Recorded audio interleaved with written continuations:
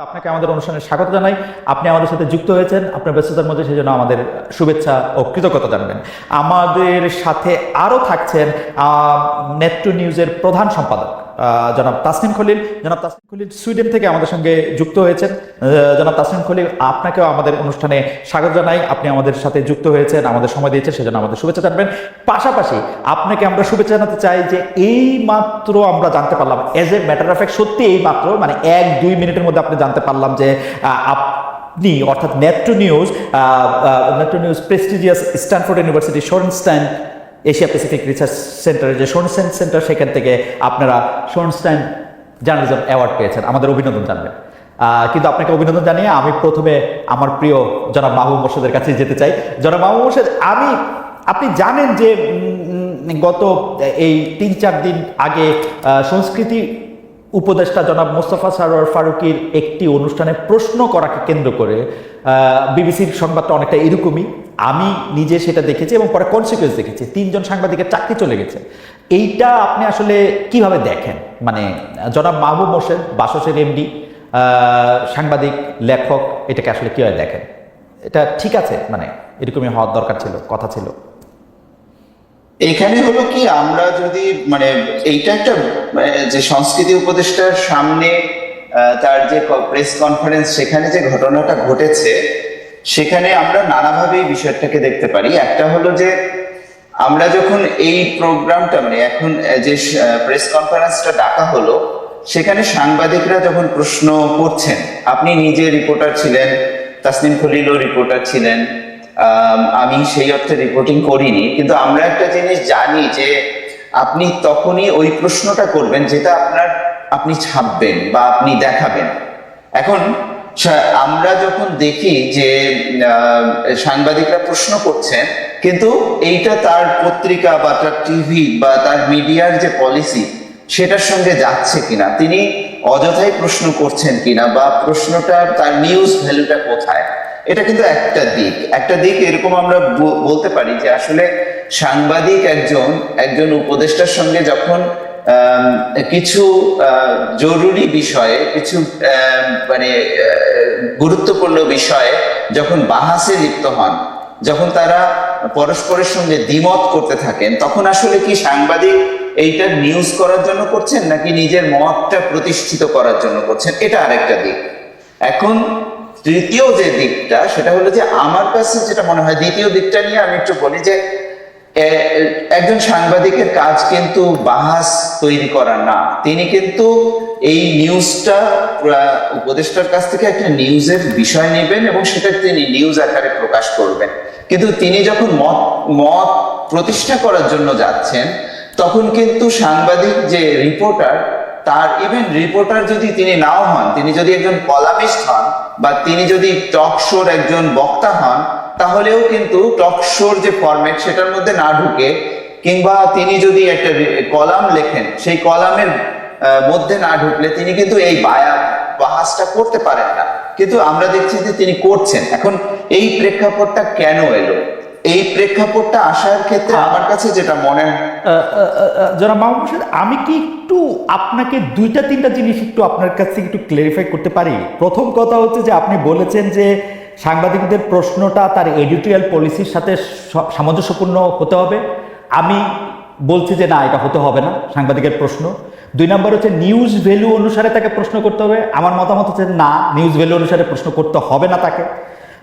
নিজের মত প্রতিষ্ঠিত করছেন কিনা, তার অবশ্যই নিজের ব্যক্তিমত প্রতিষ্ঠা করার যে কোনো সময়ে যে কোনোভাবে তার এটার অধিকার রয়েছে। বাহাস তৈরি করা বা কলামের মধ্যে গেলে না গেলে এই প্রশ্ন করা ঠিক হবে না, এর প্রত্যেকটি বিষয়ে আমার সাংঘাতিক দ্বিমত। আমি কোথাও এরকম শুনি নাই যে সাংবাদিক কি প্রশ্ন করবে সেইটা এডিটোরিয়াল পলিসি তাকে ঠিক করে দিয়ে তাকে সেখানে এটা পাঠাবে। কি ছাপবে, কি প্রকাশ করবে, সেটা আলাদা কথা, কিন্তু আলাদা গল্প। কিন্তু আপনি একটা সাংবাদিককে যদি একটা গাইড বই দিয়ে জনাব মোর্শেদ কোথাও পাঠান, আমি এটা শুনি নাই। আমি এটা কখনো শুনি নাই, কোনো টেক্সট বুকে দেখি নাই, কোথাও কোনো নিয়ম নীতি। আমি নিজেকে একজন এথিক্যাল জার্নালিস্ট মনে করি। আমি সবগুলি এথিক্স আমি আপ টু ডেট থাকতে চেষ্টা করি। আমি এরকম কখনো দেখি নাই জনাব মোর্শেদ, আই এম সরি। আচ্ছা খালেদ ভাই, আপনাকে একটা প্রশ্ন করি উল্টো, যে আসলে কি আমরা যখন একটা প্রেস কনফারেন্স হয়, আসলে কি আপনাকে একটা প্রশ্ন করি যে কোনো মিডিয়ারই কি কোনো এডিটোরিয়াল পলিসি থাকে না? তার সাংবাদিকের কি কোনো এই মান্য কোনো আচার আচরণ থাকে না? আমি আপনাকে আমি আপনাকে প্রশ্নটার উত্তরটা দেই, যদি আপনি আমার থেকে উত্তরটা চান। প্রথম কথা হচ্ছে, জি, জি, জি। অবশ্যই প্রতিটা মিডিয়া হাউসের নিজস্ব পলিসি থাকে, নিজস্ব হাউস রুল থাকে, এবং তারা তাদের পাঠকের কাছে, দর্শকের কাছে দায়বদ্ধ হিসাবে পাবলিক ইন্টারেস্টকে কর্নারস্টোন ধরে তারা অবশ্যই এটার মধ্যে নিউজ করে। কিন্তু একটা রিপোর্টারকে যখন কোথাও পাঠানো হয়, সেই রিপোর্টারকে তার এডিটোরিয়াল পলিসি অনুসারে প্রশ্ন করতে হবে, এবং সেই এডিটোরিয়াল পলিসিটা হচ্ছে ঠিক এরকম যে এই প্রশ্ন মোস্তফা সরোয়ার ফারুকীকে করা যাবে না, এইটা দেওয়া অ্যাবসার্ড, ইম্পসিবল। আচ্ছা খালেদ ভাই, আমি আরেকটা প্রশ্ন করি আপনাকে, সেটা হলো যে মোস্তফা সরোয়ার ফারুকী যে প্রেস কনফারেন্সটি করছিলেন সেটার উদ্দেশ্যটা কি ছিল? আপনি তো দেখেছেন। আমি আমি আমি আমি আমি মাহবুব হোসেন ভাই, আমি আসলে আপনাকে শুনতে এসেছি, দর্শকরা আপনাকেই শুনতে চায়, আমাকে না। কিন্তু তারপর আমি বলি, প্রেস কনফারেন্সের উদ্দেশ্য যাই হোক, আমি একটা বাংলাদেশের কোনো একটা গুরুত্বপূর্ণ চেয়ারে প্রতিষ্ঠিত কাউকে আমি যে কোনো জায়গায় পাই, উনি যদি আমাকে অন রেকর্ড আমার ক্যামেরা খুলতে আমার সামনে অনুমতি দেন, আমি তাকে যে কোনো সময়, যে কোনো অবস্থায়, যে কোনো প্রশ্ন করতে পারি।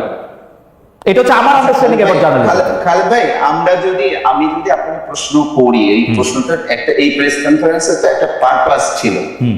আপনি ধরেন আমাদের যেটা মানে একটা কাস্টম থাকে যে আমি যে কারণে আপনার বাসায় রাতে গিয়েছি, আমাকে আপনি রাতের খাবার সেখানে খেতে ডেকেছেন, আমি কি আপনাকে ওখানে অন্য কিছু আরেকটা আপনার যেটা প্রসঙ্গ না, আপনার যেটা প্রস্তুতি নেই, সেরকম একটা দাবি করতে পারি? বা ধরেন পারি। আমি উদাহরণ দেই। ধরেন প্রফেসর ডক্টর মোহাম্মদ ইউনূস কাতার ঘুরে এসেছেন, এবং তিনি সংবাদ সম্মেলনটা করছেন যে কাতারে তার সফর নিয়ে আমি অবশ্যই তারে প্রশ্ন করতে পারি, রোহিঙ্গাদের করিডোর কেন দিলেন? এই প্রস্তুতিটা থাকতে হবে ওনার। দ্যাটস ওয়াই উনি ডক্টর মোহাম্মদ ইউনূস, এবং এখন সরকার প্রধান হিসেবে বসছেন। সংস্কৃতি উপদেষ্টার এই এবং আপনি খেয়াল করে দেখবেন, আমি জনাব মোস্তফা সরোয়ার ফারুকীকে অনেক বাহবা দেই, তিনি কিন্তু ওই প্রশ্ন, উদ্দেশ্য, বিদেহ যাই থাকুক না কেন, মারাত্মক ভালো সামলেছেন, তিনি ভালো পারফরমেন্স করেছেন, তিনি ভালোভাবে এটা করেছেন। আমি কিন্তু তাকে বড় ভালো পয়েন্ট দিব যে তিনি সাংবাদিকদের ভালো সামলেছেন এবং উপযুক্ত উত্তরও দিয়েছেন। উপযুক্ত কিনা সেটা অন্য কথা, ভালো উত্তর দিয়েছেন। আচ্ছা, ভালো উত্তর দিয়েছেন, ঠিক আছে, কিন্তু আপনার কি মনে হয় যে উনি কিন্তু ওই প্রেস কনফারেন্সের ডিটেইলটা যদি আপনি পড়েন, ওখানে কিন্তু উনি বলছেন যে প্রেস কনফারেন্স কেন ডাকলাম, আপনারা এটাকে কোন দিকে নিয়ে না, এটা আমি উনার থেকে একটু সাংবাদিকতা উনি জানবেন এটা আমি আশা করি না। উনি প্রেস কনফারেন্স যে কারণেই ডাকুক, আমি ওনাকে যে কোনো প্রশ্ন করতে পারি। মোর্শেদ ভাই, আপনি এটা চেক করে দেখতে পারেন। এইটা সারা পৃথিবীর সাংবাদিকরা যে কোনো সময়, যে কোনো জায়গায়, যে কোনো লোককে পাবে। উনি যদি অফ দ্য রেকর্ডের সিলটা না নেন, তাহলে উনি এই প্রশ্ন তাকে করতে পারবেন। আচ্ছা খালেদ ভাই, আপনি তো অনেক জি, সাউন্ড মনে হয় চলে গেছে। না, আচ্ছা, আমি একটু প্রশ্ন করি আপনাকে, সেটা হলো আপনি তো অনেক দিন ধরে সাংবাদিকতা করছেন এবং অনেক বড় বড় জায়গায় আপনি সাংবাদিকতা করেছেন। যে কোনো জায়গায়, যে কোনো পরিস্থিতিতে যে কাউকে যে কোনো প্রশ্ন করা যায়, এই বিষয়ে কিছু উদ্ধৃতি আপনি কি আমাদের দিতে পারেন? না, আমি মুখস্থ উদ্ধৃতি দিতে পারবো না, কিন্তু আমার কাছে আমি আপনাকে নিশ্চয়তা দিয়ে বলতেছি, মাহবুব হোসেন ভাই, আমি উদ্ধৃতি মুখস্থ করে আসি না, আমি আপনাকে নিশ্চয়তা দিয়ে বলতেছি। আপনি আমাকে বলছেন তো, আমি অনেক জায়গায় বড় ছোট আমি মানি না। আমি যদি আপনাকে একটা প্রশ্ন করি, আপনি তো বাসসের প্রধান সম্পাদক, বাসসে কি আপনাদের এমন কোনো নীতি আছে যেখানে আপনারা আপনাদের সাংবাদিকদেরকে গাইডেন্স দিয়ে রাখেন যে এই প্রশ্নগুলো করা যাবে না? না, আসলে কি, মানে আমি যেটা আর্গুমেন্টের যে জায়গাটায় আসতে, না, আমি আর্গুমেন্টে যাচ্ছি না, আমি জাস্ট একটা factual information, you as the chief editor of Bangladesh Sangbad Sangstha বা ম্যানেজিং এডিটর, রাইট? আমি জানতে চাচ্ছি যে বাংলাদেশ সংবাদ সংস্থার সাংবাদিকরা কোন প্রশ্নগুলা করতে পারবে না, এমন কোন নীতিকথা কি আপনারা লিখিত কোথাও রেখেছেন? না, এরকম নীতিমালা নাই। আপনাদের নিজেদের কোনো রিটেন পলিসি নাই যে আপনাদের সাংবাদিকরা এই প্রশ্ন করতে পারবে না? না, এরকম নাই। আচ্ছা, আমি একটু প্রশ্ন করি আপনাকে, সেটা হলো আপনি তো অনেক দিন ধরে সাংবাদিকতা করছেন এবং অনেক বড় বড় জায়গায় আপনি সাংবাদিকতা করেছেন। যে কোনো জায়গায়, যে কোনো পরিস্থিতিতে যে কাউকে যে কোনো প্রশ্ন করা যায়, এই বিষয়ে কিছু উদ্ধৃতি আপনি কি আমাদের দিতে পারেন? আচ্ছা, তাহলে আমরা আসলে এতক্ষণ ধরে কি তর্কটা করতেছি? আমরা তো এরকম কোনো না, না, নীতিমালা পাই না, না। আচ্ছা, আমার কাছে মনে হয় আমি একটু মাঝখান থেকে বলি, আমাদের দর্শকদের মধ্যে অনেকে বলতে আমি বলতেছি, কিছু লোক আমাকে প্রশ্ন করতেছে যে ভাই আপনি 17 বছর কোথায় ছিলেন, কারে কোন দিন কোন প্রশ্ন করছেন, ভাই একটু কষ্ট করে দেখে নেন আমি কোন দিন কারে কি প্রশ্ন করছি, আগে একটু দেখেন তাইলে আবার একটু বললেন। আর আরেকজন বলতেছেন যে 3টা প্রশ্ন ছিল, 3টাই ছিল উদ্দেশ্যমূলক। আমি বলতে চাই যে হ্যাঁ, 3টাই উদ্দেশ্যমূলক প্রশ্ন ছিল, কিন্তু উদ্দেশ্যমূলক প্রশ্ন করার অধিকারও সাংবাদিকের আছে এবং এই প্রশ্ন করা কোনো ক্রাইম না। তবে যারা মাহবুব হোসেন, আপনি যদি একটু সময় দেন আমার, আমি 1 মিনিট আবার একটু তাসিম থেকে ঘুরে আসি। তাসিম, আমার কাছে কিন্তু মনে হচ্ছে এখানে সরকারের যত না দায়, তার চেয়ে অনেক বেশি দায় আমাদের এই দুর্বল এবং খুবই নতজানু এই প্রতিষ্ঠানগুলার, যে প্রতিষ্ঠানগুলি তার সাংবাদিকদের ব্যাক করে না। একটা প্রশ্ন করার জন্য একটা কি জানি ওই প্রতিষ্ঠানটার নাম জানি কি,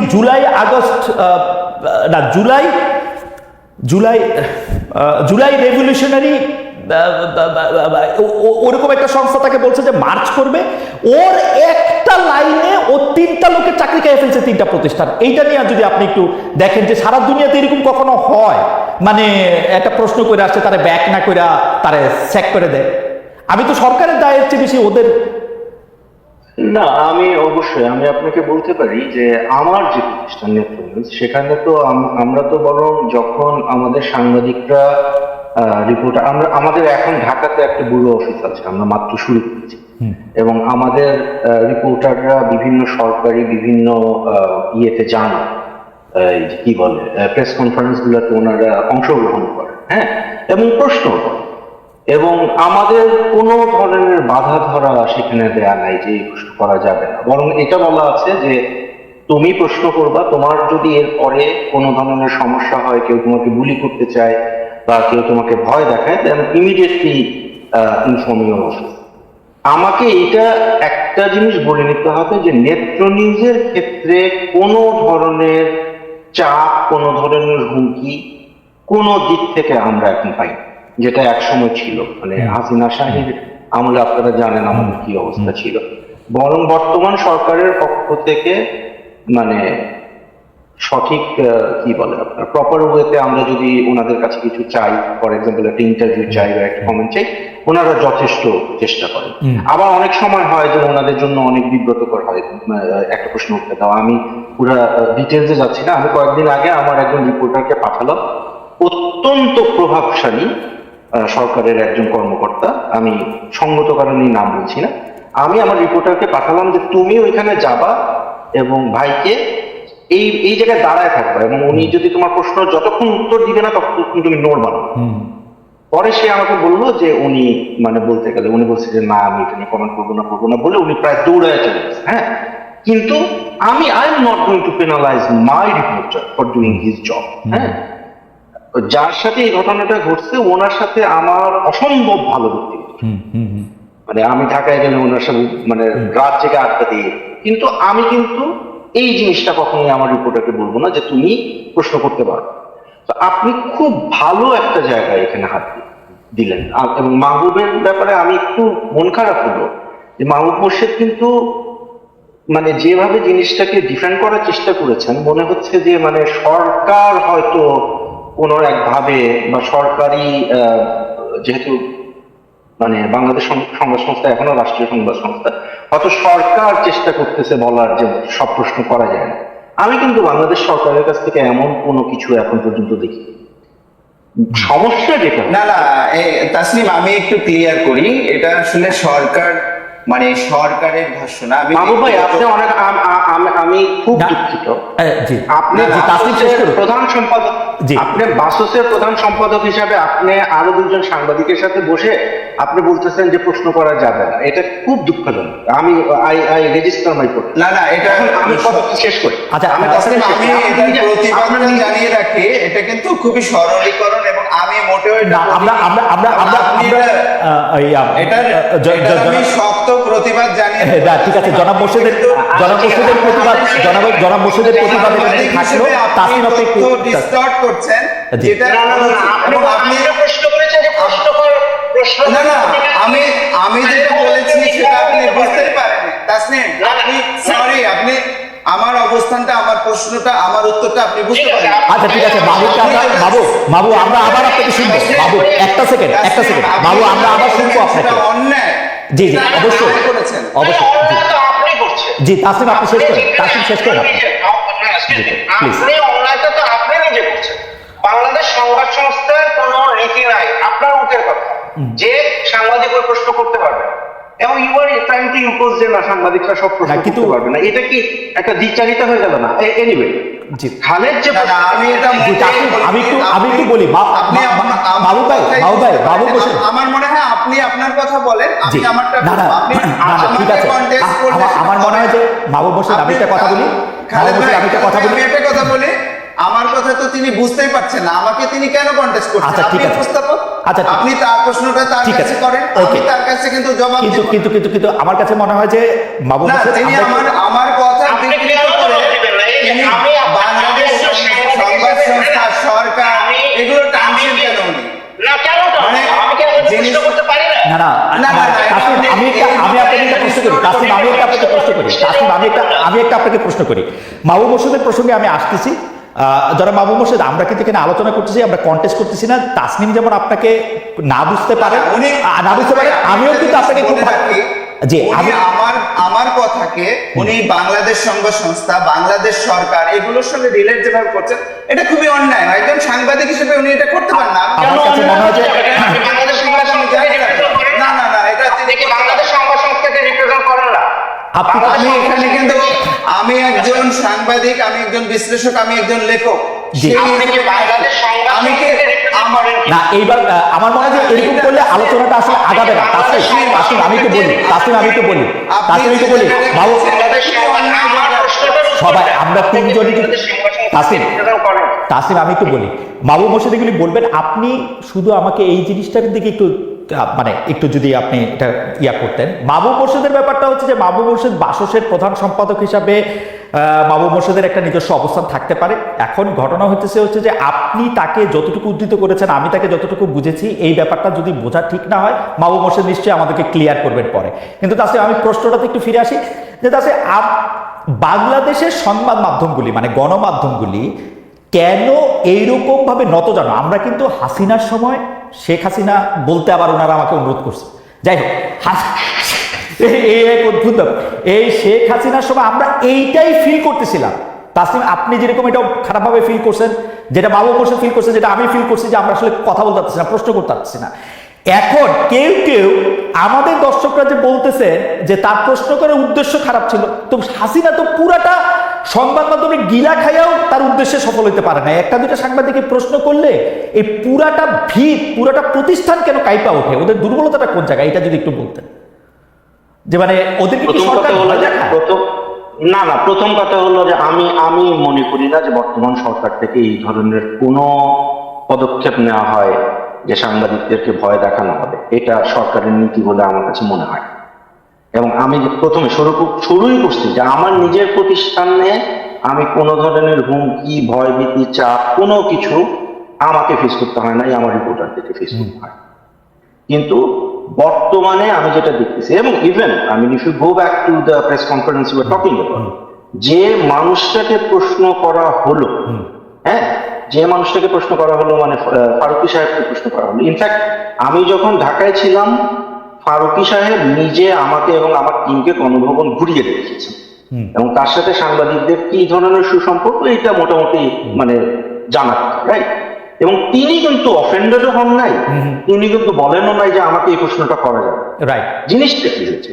জিনিসটা হয়েছে যে এখানে সরকারের বাইরে একটা মব ফর্ম করতেছে, এবং সেই মব বলতেছে যে এই তিন সাংবাদিক এরা দালাল এগুলা প্রশ্ন করতে পারবে না, বা whatever they come up with their own theories. এবং তারপরে সেটার প্রেক্ষিতে ওই সংবাদ সংস্থা যেটা আছে সেটা তাদের চাকরি নষ্ট করে দিচ্ছে। এখন আমরা যখন সংবাদ মাধ্যমের বা সাংবাদিকতার স্বাধীনতার কথা বলি, এটা কিন্তু আমাদেরকে মনে রাখতে হবে যে আমরা শুধুমাত্র এটা সরকারের এগেনস্টে এই রাইটটা দাবি করি, আমরা প্রতিষ্ঠানের এগেনস্টে এই রাইটটা দাবি করি। মানে নেত্র নিউজের একজন সাংবাদিকের কথা করার অধিকার সর্বপ্রথম আপলোড করতে হবে নেত্র নিউজ। এরপরে আমি সুইডিশ সরকারের কাছে যাই, বা এরপরে আমি বাংলাদেশ সরকারের কাছে যাই। সরকারের কাছে আমি যাব পরে, আগে আমি আমার নিজের প্রতিষ্ঠানের যে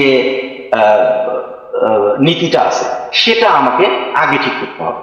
তো এইখানে আপনি যদি দেখেন যে যাদেরকে চাকরিচ্যুত করা হয়েছে তাদের যে টার্মিনেশন লেটার গুলো এসেছে, একটা ইন্টারেস্টিং জিনিস খেয়াল করে দেখুন, কোথাও কিন্তু বলা হয় নাই যে নীতিমালার অমুক ধারাটা আপনি ভঙ্গ করেছেন। দেখেছেন এটা? মানে নাই কি নাই। এবং বাংলাদেশে আমি যেটা শুনছি, এবং মাহমুদ ভাইকে কিন্তু আমি এই প্রশ্নটা এই কারণে করছিলাম ওনাকে খোঁচানোর জন্য না, বা উনি খুব রেগে গেছে যে আমি ওনার সাথে কন্টেস্ট করে অন্যায় করে ফেলছি। It shows A sort of intolerance. আমার জানার একেবারে একাডেমিক একটা আগ্রহ ছিল যে বাসসের মতো একটা সংবাদ সংস্থার নীতিমালা এখানে কি বলে। আমার কাছে মনে হয় যে জনাব খলিল, আমরা আসলে বিবিসি প্রডিউসার্স গাইডলাইন বলে একটা জিনিস আমরা দেখি, এপির এরকম একটা নোটবুক আছে। আমি যতদূর জানি যে প্রথম আলো তাদের সাংবাদিকদেরকে দেখানোর জন্য, মানে আমি যখন প্রথম আলোতে কাজ করতাম তখন থেকে এটা কাজ শুরু করেছিল, তারপরে এটা অনেক আগে গেছে, তারাও একটা এরকম একটা হ্যান্ডবুক বা নোটবুক বানাইছে, কিন্তু এটা নিয়ে প্রশ্ন করে নিয়ে কি আছে সেটা আমি এখনো জানি না। তবে আমি একটু জনাব মাহবুব মোর্শেদের কাছে যাই। জনাব মাহবুব মোর্শেদ, আপনি পার্সোনালি নেবেন না, আমি শুধু আপনার ফেসবুক যে লাইভে আপনি যা লিখছেন তা থেকে আমি আপনাকে একটু উদ্ধৃত করি। আপনি সেখানের মধ্যে লিখছেন যে সংস্কৃতি উপদেষ্টা সাংবাদিক সম্মেলন আমি লাইভ দেখেছি, সাংবাদিক হিসেবে আমি বুঝেছি এখানে উপস্থিত কয়েকজন সাংবাদিক সলা পরামর্শ করে মপ করতে গিয়েছে, তারা মোস্তফা সরোয়ার ফারুকীকে নানা প্রশ্ন করে ক্যামেরার সামনে কাবু করতে চেয়েছিলেন। আমি শুধু এই কথাটা বলতে চাই যে আপনার কাছে কি মনে হয় যে তারা মপ করতে সেখানে গিয়েছিলেন, মানে আপনি যা লিখেছেন সেইটা আপনি মনে করেন কিনা? আরেকটা ফেসবুক ইয়েতে বলেছেন যে আপনি আরেকটা ফেসবুক পোস্টে বলেছেন ওই ঘটনার পরপরই যে শেখ হাসিনা মাফিয়াতন্ত্রের তল্পি বাহক ও সক্রিয় সহযোগী সাংবাদিকরা মুখ খুলতে শুরু করেছেন। এটা মাফ করবেন, এটা আর বিস্ময়কর সংবাদ নয়। আমার কথা হচ্ছে, আমি আপনার এই 3 লাইনের সাথে ওই 3 লাইনের সাথে একমত পোষণ করেও আমি বলতে চাই, যদি করেও তাতে কি অসুবিধা? শেখ হাসিনা তার পুরো মিডিয়া ইন্ডাস্ট্রিজে গিলা খায়া পকেটের আইখাও কিন্তু এইটা মুখ বন্ধ করতে পারে না। আমরা এটা প্রতিবাদ করছি। 3 জন সাংবাদিক যদি মনে করেন যে তারা শেখ হাসিনার সমর্থক বা তারা এটা করতে পারবে, লেট ইট বি। জনগণ কোনটা পাইছে নেয়, কোনটা পাইছে নেয় না, সেটা তো আমরা তাদের দেখতে দিতে পারতে হবে। এটার মধ্যে মানে আপনার অবস্থানটা আমরা একটু শুনতে চাই, জানতে চাই, এবং দর্শকদের একটু বলে দিতে চাই, যারা মাহবুব মোর্শেদকে চেনেন, জানেন, তারা জানেন। আমরাও মনে করি, তাসনিম কি মনে করেন আমি জানি না, আমি মনে করি না যে বাসসের এমডি মাহবুব মোর্শেদের একমাত্র পরিচয়। আমি মনে করি মাহবুব মোর্শেদ একজন অধিকারের চ্যাম্পিয়ন, মাহবুব মোর্শেদ একজন মানুষের কথা বলার, মানুষের অধিকারের কথা তিনি বলে আসছেন গত অনেক বছর ধরে, এবং এর জন্য তাকে অনেক হেনস্থাও হইতে হয়েছে। আমি যদি বলি যে 2-1 বার তাকে পেশাগত জায়গা ছেড়ে যেতে হয়েছে এই কারণে, সেই জায়গা থেকে আমাদের একটা প্রশ্ন, যারা মাহবুব মোর্শেদ প্রশ্ন করলে কি অসুবিধা? আমরা তাদের চিনলাম। আচ্ছা খালেদ ভাই, আপনাকে অনেক ধন্যবাদ। এখানে আমি তাসনিমের ক্ষেত্রে যেটা বলেছি, তাসনিমের সঙ্গে যেটা আমি দ্বিমত পোষণ করেছি, সেই জায়গাটা হলো যে আমি মানে তাসনিম কোন জায়গায় আসছেন যে আমি বাংলাদেশ সংবাদ সংস্থার প্রধান সম্পাদক এবং এমডি, সেই জায়গাটা ধরে এবং সরকারের অবস্থান কি না, এটা আমি মনে করি যে জিনিসটা হলো কি, আপনি যখন একজন বক্তাকে এই জায়গায় নিয়ে আসবেন তখন কিন্তু এটা তার একটা সীমাবদ্ধ অবস্থান তৈরি করে। আমি এখানে আর একজন ফ্রি জার্নালিস্ট না, বা ফ্রি একজন সাহিত্যিক বা বিশ্লেষক কিন্তু আর থাকতে পারি না। তাসনিম বলছেন যে সরকারের অবস্থানটা তিনি আগেই জানেন, আমি যা বলছি সেটা কি সরকারের অবস্থান কি না, মানে তিনি আমাকে কিন্তু জিনিসটা যেটা করছেন, উনি একটা অবৈধ প্রশ্ন এখানে উত্থাপন করছেন যে আমি এখানে তাহলে একটা নির্ধারণ করে দিতে হবে আপনাকে, আমি এখানে মাহবুব মোর্শেদ হিসেবে কথা বলছি, নাকি বাসসের এমডি হিসেবে কথা বলছি, না সরকারের একজন প্রতিনিধি হিসেবে কথা বলছি। আমি একটু মাঝখান থেকে বলি, মাহবুব মোর্শেদ ভাই, আপনি চাইলেও এখন আর শুধু মাহবুব মোর্শেদ হিসেবে কথা বলতে পারবেন না, আপনি বাসসের এমডি, আপনাকে থাকতেই হবে। অবশ্যই আপনি আমাকে ওই অবস্থানে ঠেলে দিতে পারেন, জি, কিন্তু আমি যখন আমার ব্যক্তিগত মতামত দিচ্ছি বা বিশ্লেষণ করছি, আমি কোনো মতামত দেইনি, আমি পাল্টা প্রশ্ন করেছি আপনাকে কয়েকটা, আমি কিন্তু নিজের মতামত এই আগের সেশনে দেইনি। কিন্তু তাসলিম অবৈধভাবে আমাকে টেনেছেন ওইদিকে, তিনি সরকারের অবস্থান জানেন, জেনে আমাকে কিন্তু ওই অবস্থানটা উনি কনফার্ম করতে বলছেন যে সরকার তো প্রশ্ন করার ক্ষেত্রে বাধা দিচ্ছে না, আপনি কেন প্রশ্ন করাকে প্রশ্ন করছেন। মানে তাসনিম কিন্তু এখানে একটা অবৈধ একটা প্রশ্ন এই বিষয়টাকে অ্যানালজি টানতে চেষ্টা করেছেন, যেটার তীব্র প্রতিবাদ আমি জানিয়ে রাখলাম। দ্বিতীয় যে প্রশ্নটা সেটা হলো যে আপনি যে আমার 2 স্ট্যাটাসের উদ্ধৃতি দিয়েছেন, এখন আপনি প্রশ্ন করতে পারেন বা তাসলিম প্রশ্ন করতে পারে এটা কি সরকারের অবস্থান? না, এটা সরকারের অবস্থান না। আমি ব্যক্তিগত আমার যে ফেসবুকে সেখানে আমি মত প্রকাশ করেছি, কিন্তু আমি এটা ডেলিভারেটলি মনে করি যে শেখ হাসিনা বাংলাদেশে যে মিডিয়া ব্যবস্থা গড়ে তুলেছিল, যে ফ্যাসিস্ট রেজিম যে মিডিয়া ব্যবস্থার সমর্থনে কায়েম করেছিল, সেই মিডিয়া ব্যবস্থা এখনো অব্যাহত আছে এবং তারা এই ফ্যাসিস্ট রেজিমের পক্ষে সম্মতি উৎপাদন করে চলেছে এবং তার পক্ষে নিউজ এবং মতামত উৎপাদন করে চলেছে এবং এইটার কোনো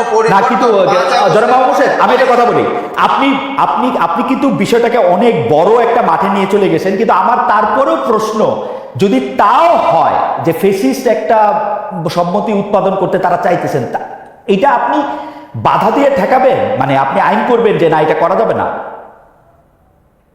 খালেদ ভাই, বড় মাঠে নিয়ে যাওয়া কি মানা আছে? না না, মানা নাই, মানা নাই। আমি প্রশংসা করেই বললাম মানা নাই। আমি বলতেছি যে আপনি এটা কি ঠেকাবেন আইন করে? জিনিসটাকে খালেদ ভাই, আপনি জিনিসটাকে ছোট মাঠে রাখতে চাইছেন। না, আমি রাখতে চাইছি না, আমি বলতেছি আপনি নিয়ে গেছেন। তাহলে আমি বড় মাঠে গেলে আপনার অসুবিধা? আমি তো অসুবিধার কথা বলি নাই রে ভাই, আমি আপনাকে বলছি যে আপনি বড় মাঠে নিয়ে গেছেন। এখন আপনি জবাব দেন যে আপনি এটা আইন করে নিষিদ্ধ করতে চান কিনা, যে না ফেসিবাদের পক্ষে শেখ হাসিনার পক্ষে যায় এরকম কোনো প্রশ্ন কোনো সাংবাদিকরা করতে পারবেন না, এটাকে আপনি আইন চান? দেখেন খালেদ ভাই, এখানে কিন্তু অসংখ্য মানুষ শহীদ হয়েছেন, অসংখ্য মানুষ আহত হয়েছেন এবং সেই জিনিসটা আমি স্পেসিফিক আপনার প্রশ্নের উত্তর আমি দিব, অসংখ্য মানুষ শহীদ হয়েছেন, অসংখ্য মানুষ আহত হয়েছেন।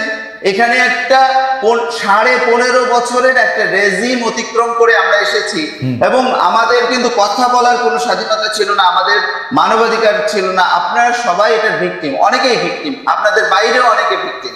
আপনি এখন কি 5 আগস্টের পরে এখনো বিচার প্রক্রিয়াটা শেষ হলো না, আপনি হলো আওয়ামী লীগের ব্যাপারে কোনো সিদ্ধান্ত গ্রহণ করতে পারলেন না।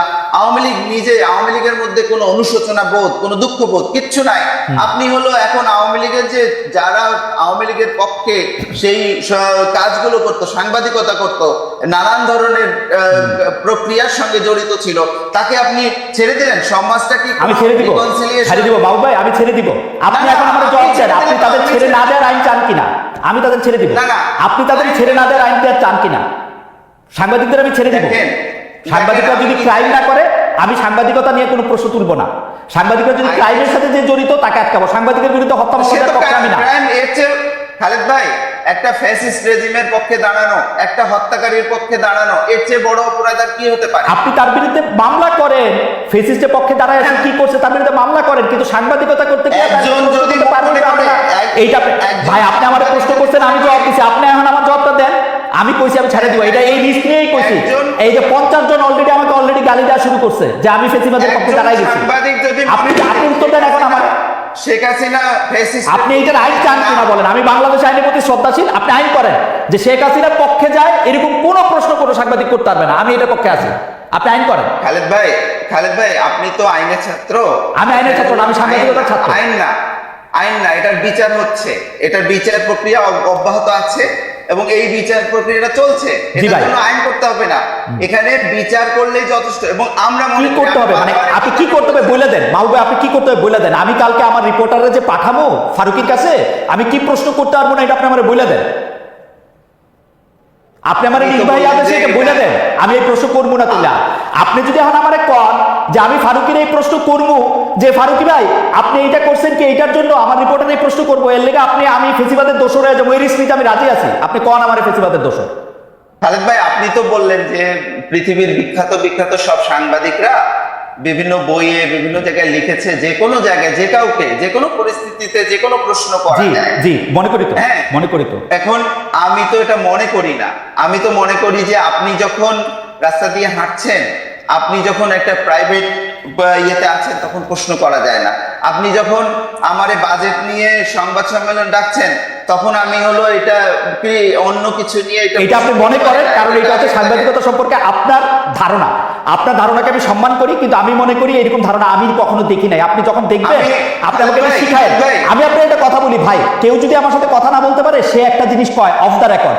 আমি অন রেকর্ড বলতেছি, আপনার উপদেষ্টা পরিষদে এখনো 8 জন উপদেষ্টা আছে যারা আমার সাথে অফ দ্য রেকর্ড এমন অনেক কিছু বলছে যেটা আমি বললে এখন অনেক রকম ঝামেলা হবে, আমি এটা জীবনে বলবো না, অন মাই ডেড বডি। কিন্তু আমি ক্যামেরা খোলার পরে উনি যা বলবে আমি সবকিছু ছাপানোর অধিকার রাখি। হ্যাঁ, আপনি অবশ্যই সবকিছু ছাপানোর করেন। আমি যেটা দেখতে পাচ্ছি সেটা হলো যে আমি যদিও বাসসের এমডি এবং প্রধান সম্পাদক, কিন্তু জিনিসটা হলো যে আপনাদের কথা শুনে যেটা বুঝতে পারছি যে উপদেষ্টাদের সঙ্গে সরকারের নীতি বিষয়ে আপনারা আমার চেয়ে বেশি ওয়াকিবহাল এবং বেশি হলো এটার সাথে এটা কখন বললাম মাহবুব ভাই? আমরা এটা মাহবুব ভাই আমরা কখন বললাম? আমি বললাম যে আপনার উপদেষ্টা পরিষদে অন্তত 8 জন উপদেষ্টা আমার সাথে অফ দ্য রেকর্ড অনেকগুলি কথা বলছে, এটা আমি জীবনে ছাপাবো না। খালেদ ভাই, সেটা তার ব্যক্তিগত কথাও হতে পারে, সরকার নিয়েও তো না হতে পারে। আপনি বলেন 8 জন উপদেষ্টার কথা। এখন বিষয়টা হচ্ছে কি, আমার যেটা ধারণা, এটা আমি বলি, সেটা হলো যে ফ্যাসিস্ট রেজিম আমরা অতিক্রম করে এসেছি, যেটাকে পরাজিত করেছি, হ্যাঁ, সেই রেজিমের বিচার করতে হবে, সেই রেজিমের যারা সহযোগী তাদের বিচার করতে হবে, এবং সেই রেজিমকে যারা সেভ করতে চায়, যারা হলো শেখ হাসিনাকে হত্যাকারী মনে করে না, যারা এই 1400 শহীদের যে হত্যাকাণ্ড সেটাকে ছোট করতে চায়, তাদেরও আমরা চাইবো বিচার হোক। এটা আমার একজন, আমি সাংবাদিক হিসেবে বলেন, লেখক হিসেবে বলেন, অ্যাক্টিভিস্ট হিসেবে বলেন, এটা আমার অবস্থা। আচ্ছা, আমি বলি মাহবুব ভাই, সিরিয়াসলি আপনাকে ওই সাংবাদিক যখন ওকে প্রশ্ন করছে যে আমি কি জানি 1400 আপনি কেন এরকম করে বলতেছেন বিচার হওয়ার আগে, আমি প্রশ্নটাকে ভালো প্রশ্ন মনে করি না, আবারও বলি একটু টিকা দিয়া, কিন্তু আপনি মনে করেন যে সে শেখ হাসিনার পক্ষে দাঁড়া গেল, শেখ হাসিনার পক্ষে তার অবস্থান, আপনি যেটা মনে করছেন সেটা সেরকম? আপনি বিডি নিউজে ডিটেইল আছে, বিবিসিতে ডিটেইল আছে, আমি তো ডিটেইল পড়ছি ভাই। আমরা এরকম অনেক প্রশ্ন, মাহবুব ভাই আমি আপনাকে বলি, আমি এরকম অনেক প্রশ্ন করি যেটার উত্তরটা আমার মনে ডিফারেন্ট। আমার এটা কাজ রে ভাই, আপনি এটা যে কোনো জায়গায় প্রশ্ন করলে এই প্রশ্নের পক্ষে সে দাঁড়ায় গেলে এটা মনে করা এক ধরনের জুজুর ভয় দেখা। না খালেদ ভাই, আপনি জিনিসটা হচ্ছে কি, আপনি হয়তো বাংলাদেশের সংবাদ মাধ্যম বিষয়ে আমার চেয়ে অনেক বেশি জানেন, এবং আপনি ভালো করেই জানেন যে বাংলাদেশের সংবাদ মাধ্যমগুলোতে শীর্ষ 1-2টা পদে কিছু পরিবর্তন হয়েছে, খুবই না, পুরা শীর্ষ পদ, একটা শীর্ষ পদেও একটা সাবেক লোক আর নাই, যে আছে সে পুতুল, যে 2-1টা জায়গা আছে সে পুতুল। সবগুলি পদে এখন আওয়ামী লীগের যারা চর্বচস্বর ন্যায্য পেয়েও পাওয়া ছিল তাদের কেউ নাই এখন, সত্যি নাই, আমি দায়িত্ব নিয়ে করছি, কেউ নাই। আমি কাউকে পুতুল বলায় খুবই সমর্থন করি না, কিন্তু আমি একটা কথা বলি যে ব্যবস্থাটা ছিল, যেভাবে এই সিনিয়র লেভেল, মিড লেভেল এর সাংবাদিকরা যেভাবে আওয়ামী লীগের তোষামত করতেন, সেই তোষামদি ব্যবস্থা টিকে আছে, কাউকেই কোনো প্রশ্নের সম্মুখীন হয় নাই। এমনকি যখন শেখ হাসিনা গণহত্যা চালাচ্ছিল, তখন যারা গণভবনে উপস্থিত হয়ে সেই গণহত্যায় সমর্থন দিয়েছে, তাদের তেমন কাউকেও কোনো আইনগত বা সামাজিকভাবে কোনো প্রশ্নের সম্মুখীন হতে হয় না। আমার কাছে মনে হয় যে এটা বললেন মাহবুব ভাই, আপনি কি বললেন? ওদের মধ্যে থেকে 2 জন তো জেলে এখনো, শাকিল রূপা, তারপরে হচ্ছে মোজাম্মেল বাবু জেলে, নঈম নিজাম পলাতক, ফরিদা আক্তার পলাতক, কই আসে আমরা জানি না। আপনি গাজী টিভিতে কে আসে, ওই টিভিতে কে আসে, পত্রিকায় কে আসে, আমরা তো কাউরে দেখি না। এখন প্রথম আলো ডেইলি স্টারের সম্পাদক যে যার জায়গা মতো আছে, এছাড়া সমকালে এখন কে আছে? সমকালের আগের সম্পাদক কি এখন আছে? যুগান্তরে আছে আগে সম্পাদক? আমার দেশে আছে? আপনি কোন উদাহরণ দিচ্ছেন আমি বুঝতেছি না মাহবুব হোসেন ভাই। আমি জাস্ট আপনি আমি একটু আপনার কাছে একটু অন্য জায়গায় যাই। আমার কাছে মনে হয় যে আপনি তাসনিম খলিলের কথা একটু রাইগা আছেন, আপনি একটু রাগটা সামলান। আমারে মানুষ প্রশ্ন করতেছে, তিনি সরকারের অবস্থানটা ব্যক্ত করে আমাকে হলো সরকার, কারণ আপনি পক্ষে না এটা তিনি অবৈধ, এটা তিনি করতে পারেন না। আচ্ছা, এটা আপনি আমার মনে যে মাহবুবের কথা বলছে। আমি একটা প্রশ্ন জবাব দিয়ে নিই। তাসিম তাসির আমার একটা প্রশ্ন করছে, সেই প্রশ্নটা আমি আপনাকে করতে চাই। আমরা যে এখানে এত বড় বড় গলায় কথা করতেছি, আপনি এখন সুইডেনে আছেন, আমি কয়দিন আগে পর্যন্ত জার্মানিতে ছিলাম। জার্মানির ডয়েচে ওয়েলের ওয়েবসাইটে এখনো মনে হয় আমার রিলেটেড রিপোর্ট বা আমার রিলেটেড কথাই সবচেয়ে বেশি। আমরা কি পারতাম দ্বিতীয় বিশ্বযুদ্ধের পর হিটলারকে সাপোর্ট করে এরকম কোনো প্রশ্ন করতে? আমরা কি পারতাম ফ্যাসিজমের পক্ষে হয়ে একটা কথা বলতে? আমরা কি পারতাম ডয়েচে ওয়েলেতে থাকতে সময় আমি কি হিটলার নামটা উচ্চারণ পর্যন্ত করতে পারতাম? এই প্রশ্নগুলি করা হচ্ছে, এটা যদি আপনি একটু উত্তর দেন, কারণ মানে আমি আজকে মনে হয় একটু বেশি কথা বলে ফেলতেছি। আরেকটা জিনিস হচ্ছে যে, আরেকটা একটু বলি, আমরা একটা পোল করছিলাম, সাংবাদিকতার দায়িত্ব নৈতিকতার বিষয়ে আইন হওয়া প্রয়োজন। বলছেন তথ্য উপদেষ্টা জনাব মোহাম্মদ মাহফুজ আলম। প্রিয় দর্শক, এমন মন্তব্য সঠিক বলে মনে করেন কিনা? শতকরা 86% মনে করেন এটা সঠিক, শতকরা 14% মনে করেন এটা সঠিক না। 23,000 দর্শক আমাদের ভোট দিয়েছেন। জনাব তাসনিম খলিল, আমরা এত কথা বলছি, বাংলাদেশের ক্ষেত্রে আমরা যেরকম স্বাধীনতা চাই, যে হ্যাঁ যে কোনো প্রশ্ন চাই, আমরা আসলে জার্মানিতে, ইউরোপে, সুইডেনে এটা করতে পারতাম কিনা? জনাব তাসনিম খলিল। প্রথম কথা হলো যে যারা এই ধরনের কুতর্ক করে, হ্যাঁ, তারা পুরা জিনিসটা না বুঝে না জেনে। এক হলো গিয়ে যে দ্বিতীয় বিশ্বযুদ্ধ শেষ হয়েছে সম্ভবত 1945, আর আজকে হলো গিয়া 2025। কতগুলো বছর আপনি হিসাব করেন?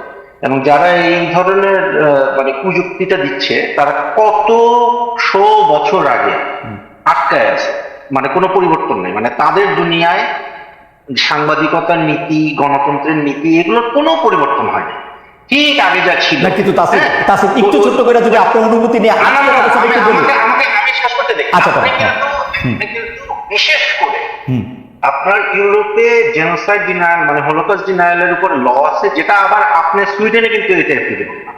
এবং আমি আপনাদের সাথে তো ডয়েচে ওয়েলে ইনভেস্টিগেটিভ ইউনিটের সাথে তো আমাদের যৌথ কাজ হচ্ছে একাধিক, এটা হলো হ্যাঁ একাধিক। এবং সেখানে কিন্তু আমি দেখছি যে হ্যাঁ, জার্মানিতে আপনাদের আইনগুলা সুইডেন থেকে বেশি করে। এবং আমাদের অনেক সময় এইভাবে, যেমন এই যে বিগিতা নাম মেয়েদের সাথে যখন কাজ করছি, আরাফাতের সাথে কাজ করছি, তো আপনার সহযোগীরা জার্মান সহকর্মীরা বলছে যে এটা তো আমরা এইভাবে বলতে পারবো। হ্যাঁ, আমি বলছি যে এটা আমি বলতে পারবো, কারণ আমার সুইডিশ আইনে এটাতে কোনো বাধা নেই। হ্যাঁ, কেন ভাই? মানে হোয়াট মেক্স দ্যাম থিঙ্ক? বাংলাদেশে যারা আপনাকে এই প্রশ্নটা করছে, তাদেরকে একটু জিজ্ঞেস করে দেখেন তো, যে জার্মান আইনটা কেন ভালো, সুইডিশ আইনটা কেন ভালো না? ওকে, আমি প্রশ্নটার মধ্যে একটু লেজ লাগাই, যে ধরেন জার্মান আর সুইডিশ আইনটা আসলে আপনি যেটা বলছেন যে এটার মধ্যে একটু কমপ্লেক্সিটি আছে। আমি 5.5 বছর ওইখানে কাজ করেও অনেক কিছু ভালো করে বুঝছি, অনেক কিছু ভালো করে বুঝি নাই। আপনি নিশ্চয়ই আরো এটা বুঝবেন। আমি এখন যে দেশে আছি সেই দেশটার কথা বলি। ডোনাল্ড ট্রাম্প থেকে শুরু করে মার্কিন কোনো প্রেসিডেন্ট কিন্তু তার পছন্দের প্রশ্নকর্তার বাইরে কোনো প্রশ্নকর্তাকে হোয়াইট হাউসের ওই গার্ডেনে আমন্ত্রণই জানান না।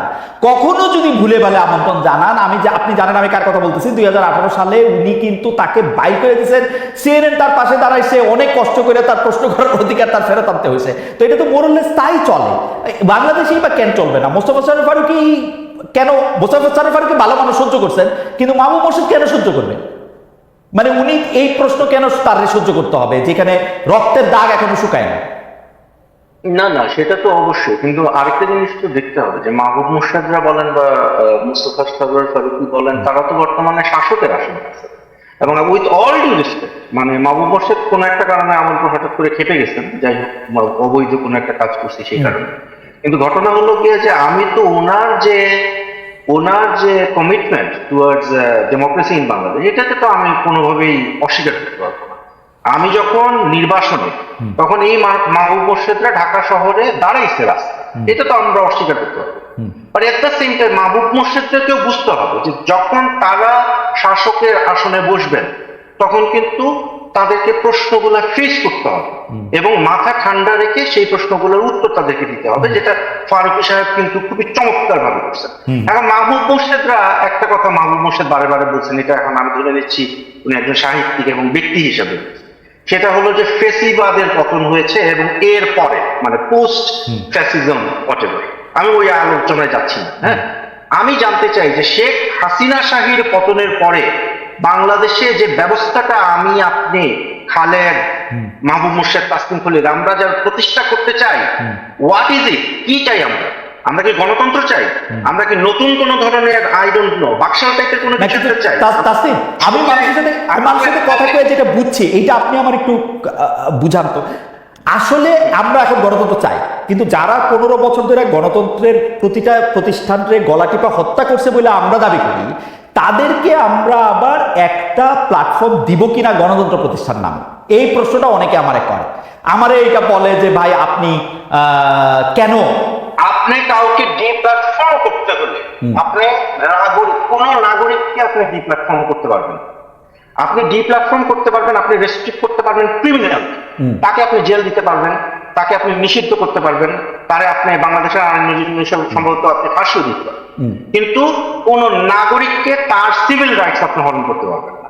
এখন সে একজন মানুষ আওয়ামী লীগ করে, সে কোনো খুন করে নাই, সে কোনো চুরি করে নাই, সে যা ছিল তার কাছে মনে হয় যে শেখ মুজিবুর কাসিম, আপনি খুবই গুরুত্বপূর্ণ একটা জায়গায় আছেন, আপনি শেষ করলে আমি এই ব্যাপারে একটু মাহবুব মোর্শেদের প্রশ্ন না আমি বলতে চাই একটা লোক আওয়ামী লীগের সমর্থক আছে না বাংলাদেশে আমরা তো ওই যে আমরা এগুলো নিয়ে হাসাহাসি করতাম, ওই এক লোক সে জীবনে স্যান্ডেল পরে নাই কারণ শেখ মুজিব এই মাটিতে ঘুমায় আছে, তো তখন সবাই বলতো যে এই লোক বাথরুম করে, I mean I am being very like maybe non veg here, হ্যাঁ, কিন্তু ঘটনা হলো আপনি ওই লোককে কোন ধরায় যে না সে আওয়ামী লীগের সমর্থক, তারা এখন জেলে পাঠিয়ে দেবে না, এই বাংলাদেশ আপনি চাইছেন, এই বাংলাদেশ আপনি চাইনি কেন? এর আগে আমরা দেখি নাই মানে জামাত শিবিরের কথা বলে একটার পর একটা এক্সট্রাজুডিশিয়াল এক্সিকিউশন করা হয়েছে, জামাত শিবিরের নেতাদের ছেলেদেরকে আপনার বছরের পর মীর আহমদ বিন কাসিমের ছেলে 8 বছর সে র্যাবের TFI 1 এ ছিল, কিসের নাম যে ওরা একটা ক্রিমিনাল। আমার কথা হলো আপনি যদি কাউকে ক্রিমিনালাইজ করতে হয় আপনি আইনের মাধ্যমে করবেন। আপনার একটা কথায় আমার আপত্তি আছে, আপনি বলছেন যে ওইটাকে প্রশ্ন করারে অবৈধ করে দেন, আমি আইন বানায় অবৈধ করে দেন, আমি সেই আইনের বিরুদ্ধে দাঁড়াবো, ঠিক আছে? কারণ আমার গণতান্ত্রিক পদ্ধতি হলো আপনি গণতান্ত্রিক আইনের মাধ্যমে আপনি মানুষকে কাটিং করতে পারেন। এখানে বাংলাদেশে আমরা তাইলে চাচ্ছিটা কি? আমরা আরেকটা শেখ হাসিনারে বসাবো এখানে, আরেকটা শেখ হাসিনা তাসনিম, আমরা একটু খুব দ্রুত প্রশ্নগুলির মধ্যে আসি। যারা মাহমুদ সাহেব, আপনি যদি এটা অ্যাড্রেস করেন যে আমরা আসলে কারো সিভিল রাইট হরণ করতে পারি কিনা, যে প্রশ্নটি তাসনিম তুললেন এখন। না, আমরা অবশ্যই কারো সিভিল রাইট হরণ করতে পারি না, যারা সাংবাদিকতা করছে তাদের রাইট হরণ করতে পারি না, যারা কোনো একটা মতাদর্শ ধারণ করার জন্য তার রাইট হরণ করতে পারি না। কেউ যদি আওয়ামী লীগ করে এবং সে যদি নিরপরাধ হয় তার রাইটও হরণ করতে পারি না, কিন্তু যে হত্যাকারী, যারা এই যে জুলাই আগস্ট মাসে এতগুলো হত্যাকাণ্ড ঘটিয়েছে, যারা এর আগে অসংখ্য গুম খুন এইগুলো ঘটিয়েছে, তাদের বিচার হতে হবে, শাস্তি হতে হবে, এবং তাদের সহযোগীদের বিচার হতে হবে, এবং যারা তাদের পক্ষে দীর্ঘ 15.5 বছর ধরে সম্মতি উৎপাদন করেছে, তাদের পক্ষে ন্যারেটিভ তৈরি করেছে, তাদের বিচার হতে হবে। জনাব খলিল, এক সেকেন্ড, আমি ভুলে যাবো একটা সেকেন্ড। জনাব মাহমুদ মোর্শেদ, আপনি কি মনে করেন যে এই 3 সাংবাদিক চাকরিচ্যুত হয়েছেন তারা গত ফ্যাসিস্ট সরকারের সময় সম্মতি উৎপাদকদের মধ্যে কেউ ছিলেন? মানে ওনাদের প্রশ্ন ফলো করলেই আপনি বুঝতে পারবেন যে তারা শেখ হাসিনাকে 1 নম্বর হলো হত্যাকারী মনে করছে। ওকে, আপনি মনে করতেছেন তারা ওই বিগত রেজিমের সম্মতি উৎপাদকদের মধ্যে ছিলেন? না, বিগত রেজিমে ওই প্রেস কনফারেন্স আপনি অ্যানালাইজ করেন, তারা মনে করছেন শেখ হাসিনা, তারা প্রশ্ন করছেন, তারা প্রশ্ন করছেন, দুই জিনিস। প্রশ্ন কিন্তু তারা মতামত দিচ্ছেন যে তারা আর্গুমেন্ট করছেন, তারা বিতর্ক। ওকে, আমার মনে হয় এবার খলিল বলেন। জি, খলিল বলেন। জি বলেন। আবু মোর্শেদ, আমি যতদূর জানি আপনি গণতন্ত্রে বিশ্বাসী একজন মানুষ, আইনের শাসনের বিশ্বাসী। যখন শেখ হাসিনাকে কোনো কালে যদি শেখ হাসিনাকে বাংলাদেশের কোন একটা আদালতে হাজির করা হয় এবং সেখানে তাকে ডিফেন্ড করে, তার তো এজ এ একিউজড, তার তো ডিফেন্স পাওয়ার অধিকার আছে। আমি মনে করি যে আপনারা এখন এটা অস্বীকার করবেন না। তখন যদি তার উকিলরা বলে যে উনি একটাও খুন করে নাই, বাংলাদেশে 1400টা লোক মারা যায় নাই, তাইলে কি আপনারা ওই আইনজীবীর অধিকারটা হরণ করবেন? দেখেন, উকিলের পেশা একটা, সাংবাদিকতার পেশা একটা। সাংবাদিকরা যখন উকিলের ভূমিকায়, শেখ হাসিনার উকিলের ভূমিকায় অবতীর্ণ হয়, সেটাকে আমি সাপোর্ট করব না, কিন্তু উকিল যখন উকিলের ভূমিকায় অবতীর্ণ হবে সেটাকে সাপোর্ট করব। ওকে, উনার বক্তব্য পরিষ্কার, আমি এটা নিয়ে আর কথা বলতে চাই না। সাংবাদিকরা উকিলের ভূমিকা, ওকে ফাইন। আমার মনে হয় যে আমার মনে হয় যে আমি একটু মুভ অন করি, কারণ এটা আসলে কোথাও যাইতেছে না। আমাদের দর্শকরা মনে করতেছে যে কোনো কারণে মানে আমি অনেক বেশি শেখ হাসিনার প্রতি আমার মানে কোনো আমি জানি না। হয় আমরা একটা প্রশ্ন করতে চাই যেন তাসিফ খলিল আপনাকে, 5 আগস্ট থেকে আমরা একটা স্পেশাল জায়গা দেখতেছি ক্যান্টনমেন্ট নিয়ে। কারণ হচ্ছে সেনাবাহিনীকে নিয়ে ধরেন আমার আর আপনারও আসলে সেনাবাহিনী নিয়ে প্রফেশনাল আলাপ হয়েছে, কোন সেনাপ্রধান আসলে কি করতেছে, কি এটা করতেছে। আপনি কি কোনো চেঞ্জ দেখতে পান এই সরকারের সময় সেনাবাহিনী রিপোর্টিং এর ক্ষেত্রে? যেমন আমি 2-3টা জিনিস দেখি, যেমন মনে করেন আমি দেখি এই সরকারের আমলে নিযুক্ত একজন সাংবাদিক কাজ করতেছে কিনা, বা একটা পুলিশ ওসি ইন্সপেক্টর কোথাও কাজ করছে কিনা সেইটা নিয়ে খুঁজে বাইর করে একটা প্রশ্ন তোলা হয়, কিন্তু স্বয়ং সেনাপ্রধানই শেখ হাসিনার নিযুক্ত একজন, তো ওইটা নিয়ে খুব বেশি প্রশ্ন তোলা হয় না।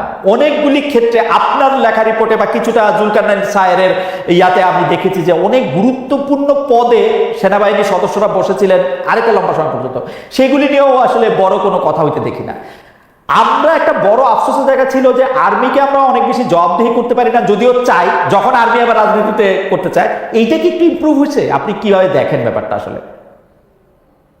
এটা তো একদিনে ইমপ্রুভ হবে না, এটা আস্তে আস্তে ইমপ্রুভ হবে। আমাদের কাছে মনে হয় যে এখন যে ঘটনাগুলো ঘটতেছে সেগুলো কিন্তু আমরা মানে হঠাৎ করে পরিবর্তন করে ফেলবো, এটা মনে হয় যে খুব একটা স্মার্ট হবে না চিন্তা করাটা। আবার এই যে ফ্রাস্ট্রেশনটা মানুষের মধ্যে, যে পরিবর্তনটা হলো, এটাও কিন্তু খুবই হেলদি। মানে আপনার মধ্যে যে প্রশ্নটা আসে না, বা একটা ফ্রাস্ট্রেশন আসে না যে আচ্ছা আসলে কি যথেষ্ট করতে পারলাম কিনা, এই যে স্পৃহাটা দেখে মানে এখন আছে, সেটা খুবই হেলদি আমি মনে করি। কিন্তু আমি বলবো যে আমাদের আরেকটু ধৈর্য ধরতে হবে। হ্যাঁ, আমরা করতেছি তো। আমি একটা সময় তো ছিল যে বাংলাদেশের ডিজিএফআই এই অক্ষরগুলো শব্দটা বলা যাইতো না পত্রিকায়, রাইট। হ্যাঁ, এখন আমরা কি করতেছি, এখন আমরা পত্রিকায় দেখি যে ডিজিএফআই এর গোপন বন্দিশালায় ইউনূস সাহেব গেছে, সাথে আমাদেরকে নিয়ে গেছিল, এবং ওইখানে আমরা এই যে আয়নাঘর যেটা, হ্যাঁ জেআইসি যেটা ছিল, এখানে আমরা গেছি, ডিজিএফআই এর নাম নিয়ে মানুষ কথা বলতেছে, ফেসবুকে গালি দিয়ে একেবারে মানে ভরাই ফেলতেছে আমি, হ্যাঁ। এবং আমি নিজে আমাকে ধরেন আমার সম্ভবত নেত্র নিউজের একটা সাম্প্রতিক একটা রিপোর্ট, কিছু মানুষের মনে হয়েছে যে এটা আর্মির পক্ষে গেছে, হ্যাঁ, এবং এরপরে শুরু করছে যে আমিও এখন আর্মির দালাল, হ্যাঁ, বা আমিও এখন ডিজিএফআই এর মানে অফ অল পিপল। সো বা এটা আস্তে আস্তে হচ্ছে, আমি এটাকে খুবই পজিটিভলি দেখি। বাট এখানে আমাদেরকে একটা জায়গায় খুব শক্ত থাকতে হবে, সেটা হলো যে যারা সম্পাদক আছেন এবং মালিক পক্ষ আছেন, তারা যেন তাদের সাংবাদিকদের যে অধিকার, প্রশ্ন করার, অনুসন্ধান করার অধিকার, এটা যেন তারা নিজে হরণ না। রাইট। যারা মাহবুব হোসেন, আমরা গত 15 বছরে স্পেশালি শেখ হাসিনার সময়টাতে পুরোটা সময় মানে মানে এখন আমরা কইলে তো কারে কারে কওয়া হয়, আমার কথাই কয়, আমি বাসসকে নিয়ে অনেক হাসাহাসি করছি। কারণ আমার কাছে মনে হতো যে অ্যাবসলিউটলি নিউজ ফ্রি একটা কোনো কিছু যদি দেখতে হইতো সেটা বাসসকে দেখতে হইতো, কারণ এর মধ্যে কখনোই কোনো নিউজ থাকে না। মানে এইটা নিয়ে একটা হাসাহাসি এরকম ছিল যে বাসসের সাংবাদিকরা আসলে অন্য পত্রিকা পড়ে নিউজ জানতো আসলে কি হইতেছে, মানে এর বাইরে খবরের। এইটা কি চেঞ্জ হয়েছে একটু?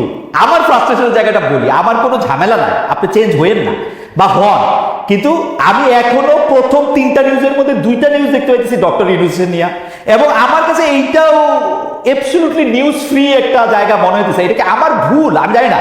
মানে আপনি কি ফিল করেন? মানে আমার কাছে মনে হচ্ছে যে বাসস না পড়লে আমার নাও হয় আর কি, চলে আর কি, বাসস না পড়লে আমার চলতেছে। আপনি কি ফিল করতেছেন বলেন তো? আপনি আসার পর আমরা একটু আশান্বিত হয়েছিলাম। আচ্ছা, আমি যেটা বুঝতে পারছি যে আপনি সময়ের অভাবে আসলে বাসসে বোধহয় নিয়মিত ঢুকতে পারেন না, এটা বুঝতে পারছি। সেটা হলো যে আমরা 17 আগস্ট থেকে 18 আগস্ট থেকে কাজ শুরু করার পরে আমরা এ পর্যন্ত বাংলাদেশে বোধহয় একমাত্র সংবাদ মাধ্যম যেখানে হলো জুলাই গণঅভ্যুত্থানের শহীদদের উপরে ইন ডিটেইল এবং খুবই রিমোট এরিয়াতে গিয়েও আমরা 750 রিপোর্ট প্রকাশ করেছি। তো এই রিপোর্টগুলো আছে, ওয়েবসাইটে আছে। এবং আপনি খুব জানেন যে বাসসে হলো, বাসস মূলত ইংরেজি সার্ভিস, এটা পরে বাংলা সার্ভিসটা এখানে অ্যাড হয়, যেটা পুরোপুরি যে বাংলা সার্ভিস তৈরি হয়েছে তা না, এবং অনেক পরে এসে কিন্তু ওয়েবসাইটটা তৈরি হয়েছে। তো ওয়েবসাইটটা আমি আসার পরে দেখলাম যে এখানে লোকবল একদম ছিলই না, এবং এটা আপডেট করা বা এগুলোর দিকে, এটা মূলত সার্ভিস। ওয়েবসাইটটা পরে তৈরি করা হয়েছে এবং ওটা একদম একভাবে পড়েই ছিল। পরে এখানে আমরা ওয়েবসাইটটা চালু করেছি এবং নিয়মিত আপডেটের ব্যবস্থা করেছি। আরেকটা ব্যাপার হলো যে এখানে এভারেজে নিউজ যে যেত, আমরা বিরোধী দল বা ধরেন অন্যান্য বিরোধী দল না, অন্যান্য রাজনৈতিক দল, সরকারের পাশাপাশি সব রাজনৈতিক দলের নিউজ এখন প্রকাশ করছি এবং সরকারের সমালোচনাগুলো প্রকাশ করছি। এবং একই সঙ্গে সরকার সমালোচনা, তাইলে মনে আমি আসলেই দেখি না বাসস অনেকদিন। কোথায় বলেন তো? আচ্ছা, আমি আপনাকে লিংক পাঠিয়ে দিব, তাহলে হয়তো না, যেমন ইন্টারেস্টিং ভাই, ইন্টারেস্টিং কিরকম? যেমন ধরেন আমি এখন ওয়েবসাইটটা খুলে, আপনি আসার আগে ওয়েবসাইটটা খুলে রাখছিলাম, এখন দেখতেছি এক নজরে চারটা নিউজের মধ্যে তিনটা প্রধান উপদেষ্টার। এগুলি কি ডক্টর ইউনূস বলে দেন আপনাদের যে তিনটা রাখবা? কারণ এই তিনটার মধ্যে আমি সম্পাদক হলে একটাও রাখতাম না। কারণ আপনি যে এটা ইচ্ছা করে রাখছেন, এটা আমার মনে হয় না। আজকে আপনি হলো যখন ইয়েতে যাবেন, আপনি দেখবেন যে আজকে বিএনপির একটি বড় সমাবেশ হয়েছে নয়াপল্টনে, এবং সেখানে কিন্তু সরকারের যথেষ্ট সমালোচনা হয়েছে। সেই সবগুলো নিউজ কিন্তু বাসসের ওয়েবসাইটে আছে। এবং আপনি জানেন যে আমরা মূলত যেটা হয় যে আমরা যেহেতু অফিসিয়াল ভাষ্যটা তৈরি করার একটা ট্র্যাডিশন এখানে আছে, ফলে আমরা যেটা বেসিক্যালি এটা ইংরেজি নিউজ পেপার গুলোতেই নিউজ সার্ভিস গুলো দেওয়া হয়ে থাকে। এবং আমাদের প্রোডাকশন যে আগে যেখানে হলো বাসস এভারেজ ধরেন সারাদিনেই হয়তো 70-80টা নিউজ প্রডিউস করতো, সেখানে আমরা কিন্তু অন্যান্যদের সাথে প্রতিযোগিতা করে এটাকে 200-250 নিউজে নিয়ে গেছি। এবং এখানে ধরেন বিএনপি, জামাত, এনসিপি থেকে শুরু করে, যেটা বাসসের ইতিহাসে কখনোই ছিল না, এই নিউজগুলো আমরা প্রকাশ করি। এখন আমি তো ধরেন আজকের উদাহরণটা দিলাম যে নয়াপল্টনের সমাবেশের নিউজ আপনি এখানে কিন্তু খুব ইজিলি খুঁজে পাবেন। আর আপনি যেমন ওয়েবসাইট দেখতে পাচ্ছেন, আমি এখন এই মুহূর্তে ওয়েবসাইট দেখতে পাচ্ছি না, কারণ আমি ল্যাপটপ খুলি নাই। তো ফলে আমি আপনাকে লিঙ্কগুলো পাঠিয়ে দেব যে বাসস কি ধরনের নিউজ করেছে। আর একটা জিনিস, যেটা শহীদদের নিউজ আসলে কোনো সংবাদ মাধ্যম করেনি, যেটা আমরা আগের আলোচনার সাথে রিলেটেড, যে এতগুলো মানুষ শহীদ হলো, জাতিসংঘ বলছে 1400, নানান ধরনের লোকালি অনেক গবেষণা হয়েছে, কিন্তু আমরা কিন্তু কোনো বাংলাদেশের কোনো সংবাদ মাধ্যমকে দেখিনি যে তারা ধারাবাহিকভাবে যাত্রাবাড়িতে কারা আসলে শহীদ হয়েছেন, কারা ফাইটটা করেছেন, এগুলো করে নাই। আমরা কিন্তু এটা করেছি। ওকে, আমি একটা প্রশ্ন, আমি একদম শেষ পর্যায়ে চলে আসছি, সুতরাং একটা প্রসঙ্গ আমি তাসনিমকে দিয়ে শুরু করতে চাই, এটা জনাব মাহবুব মোর্শেদের একটু মতামত শুনবো। সেটা হচ্ছে যে আমরা দেখতে পাচ্ছিলাম যে বিডিআর নিয়ে যে কমিশন হয়েছে, বিডিআর হত্যাকাণ্ড নিয়ে যে কমিশন হয়েছে, তার মেজর জেনারেল অবসরপ্রাপ্ত ALM ফজলুর রহমান একটা ফেসবুক পোস্ট দিছেন, যে এই পোস্টটা অনেকটা এরকম যে সেভেন সিস্টার দখল করে নেওয়া সংক্রান্ত, ভারত পাকিস্তানের আক্রমণ করা সংক্রান্ত, যেইটা আবার প্রধান উপদেষ্টা প্রেস সচিবকে বলতে হয়েছে যে এইটা তার নিজস্ব মতামত, এই মতামত যাতে গভর্নমেন্টের মতামতের সঙ্গে মিলিয়ে না নেওয়া হয়। এই ব্যাপারে একটু আপনার মতামত শুনবো। মানে ব্যাপারটা কেমন আসলে? একজন গুরুত্বপূর্ণ পদে থাকা একজনের কি ব্যক্তিগত মতামত দেওয়ার অধিকার নাই? মানে তার সোশ্যাল হ্যান্ডেল ব্যবহার করে, এবং সেইটা দিলে গভর্নমেন্টের উপর কি আসলে একটা চাপ সৃষ্টি হওয়ারও একটা সুযোগ আছে কিনা, এটা কিভাবে দেখেন?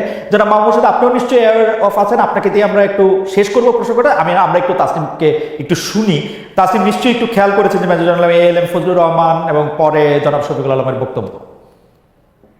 না, এটা তো খুবই ভালো, আমি খুবই পজিটিভ ডেভেলপমেন্ট হিসেবে কেন দেখি, কারণ আমি দেখতেছি যে এইটা একটা সরকার যে অনেক রেসপন্সিভ। হ্যাঁ, এখন আমার একটা সমস্যা হয়েছে, আমি কিন্তু যে বর্তমানে যে প্রেসিডেন্ট যেটা আছে, আমার ওরা খুব পছন্দের, এবং আমি I have a confession to make. আমার নিজের নিউজ রুমে লোকজন আমাকে এটা নিয়ে রীতিমতো আমার স্টাফটা বুলি করে যে হ্যাঁ, তাসনিম ভাই তো শফিক ভাইয়ের ফ্যান। হ্যাঁ, সো কিন্তু আমি খুব অবজেক্টিভলিও যদি বলি, আমি মনে করি it's a very professional news. ছোটখাটো ভুল সবারই থাকে, তো কি বলে প্রেস উইং। সো আমার ওদের রেসপন্সিভনেসটা খুবই ভালো লাগে। মানে এইখানে বিডিআর বিদ্রোহ নিয়ে যে কমিশনটা হয়েছে সেটার যে প্রধান উনি কিন্তু সরকারকে রিপ্রেজেন্ট করেন। মানে আইন টাইন দেখলে আপনি দেখতে পারবেন যে এটা একটা ইন্ডিপেন্ডেন্ট জুডিশিয়াল বডির মতো করা হয়েছে, যে আইনের আন্ডার। কিন্তু এইখানে কিন্তু একটা গুরুতর মিস ইন্টারপ্রিটেশনের সুযোগ রয়ে যায়। কারণ ওই জেনারেল সাহেব যেটা বলতেছে সেটা কিন্তু জাতিসংঘ সনদের, আমরা যেহেতু ইউনাইটেড নেশনস এর মেম্বার্স নেই, মানে গুরুতর লঙ্ঘন এটা। হ্যাঁ, পিসফুল সেটেলমেন্ট অফ ডিসপিউট এটাকে ধরা হয় ইন্টারন্যাশনাল লয়ের মানে বেসিক এক দুইটা থাম রুলের একটা। উনি কিন্তু ওইটার বিরুদ্ধে গিয়ে কথা বলতেছে এবং বাংলাদেশ সরকারকে, বাংলাদেশ স্টেটকে এখানে ইমপ্লিকেট করতেছে। এইটা বিভিন্ন ভাবে মিস ইন্টারপ্রিটেড হতে পারে এবং বাংলাদেশের বিরুদ্ধে ব্যবহার করা হতে পারে। হ্যাঁ, আমি কোনো নীতি কথাই যাচ্ছি না, আমি বলতেছি যে এই স্টেটমেন্টটার প্রোপাগান্ডা ভ্যালুটা কিন্তু এটা বাংলাদেশের সরকারের অ্যাডভার্সারিরা কিভাবে ব্যবহার করতে।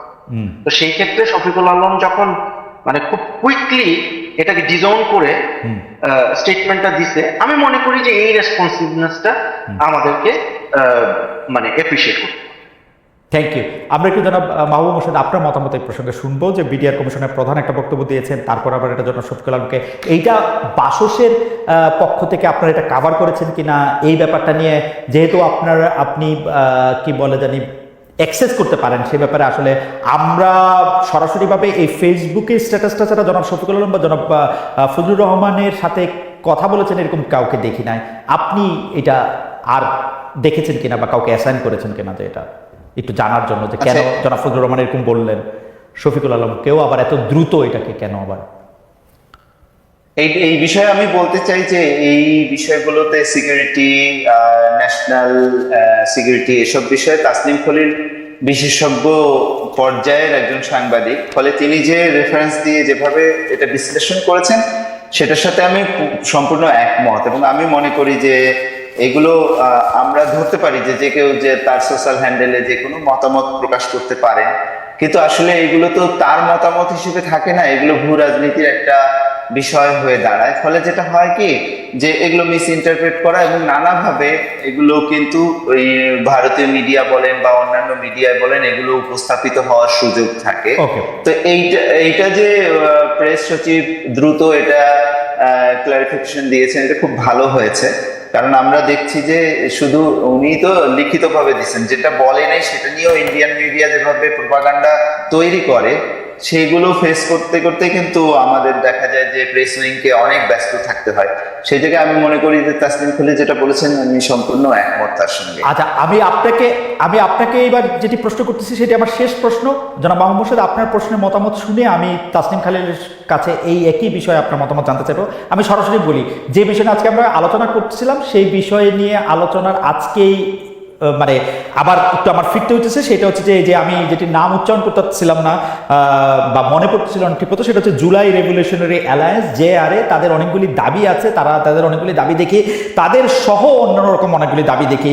সেটা হচ্ছে যে মিডিয়া হাউসের সামনে জিয়াফতের আয়োজন করা, তালিকা দিয়ে সাংবাদিকদের চাকরি খাওয়া, ঈদের চাঁদ মানে কোথায় দেখা যাইতেছে তার সাথে আবার কোন পশু আছে সেইটা নিয়ে ধমক, মানে এই যে ধমক টমকের বিষয়গুলি, বিশেষ করে সর্বশেষ এই যে এই 3 সাংবাদিকের 3 কর্মক্ষেত্রে জুলাই রেভলিউশনারি অ্যালায়েন্সের যে মার্চ, সেইটাকে আপনি সমর্থন করেন কিনা জনাব মাহবুব হোসেন? তারা কি কোনো মার্চ করেছে বলে আমি জানি না। তারা মার্চের আহ্বান করেছে। মার্চের আহ্বান করেছে তারা, আসলে তো মার্চ করেনি। এখন আপনি যখন মার্চের আহ্বানকে সমর্থন করেন কিনা?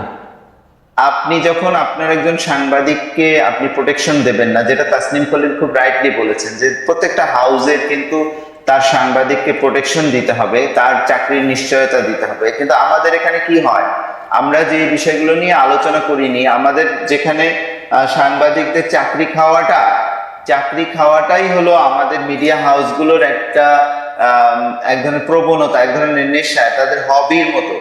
ফলে এই জিনিসটা তারা ছুতা পেলেই চাকরি খায়।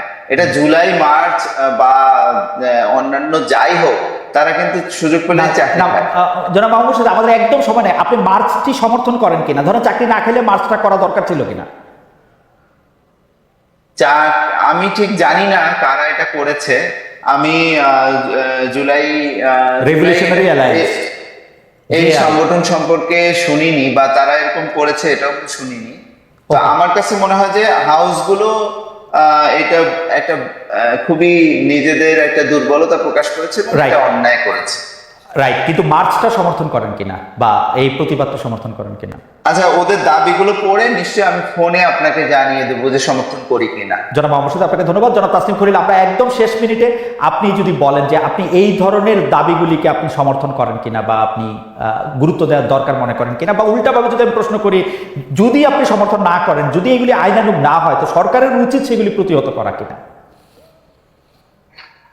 আমি জুলাই গণ অভ্যুত্থানের যে স্পিরিট, সেই স্পিরিটের সাথে যায়, অর্থাৎ গণতান্ত্রিক একটা বাংলাদেশ, আইনের শাসন প্রতিষ্ঠার একটা বাংলাদেশ এবং মানবাধিকার প্রতিষ্ঠার একটা বাংলাদেশ, জুলুমের বিরুদ্ধে একটা বাংলাদেশ যদি হয়, আমি অবশ্যই সেটা সমর্থন করি। এর বাইরে যদি আবার নতুন কোনো জুলুমবাজ মবের যদি সৃষ্টি হয়, আমি সেটা অবশ্যই সমর্থন করি।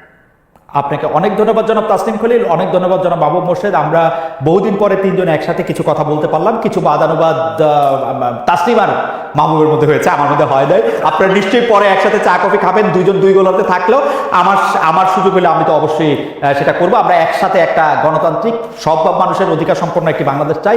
সেই চাওয়ার থেকেই আপনাদের দুজনকে অনেক ধন্যবাদ দিয়ে এবং দর্শক আপনাদের অনেক অনেক শুভেচ্ছা জানিয়ে আজকে এখানেই শেষ করছি।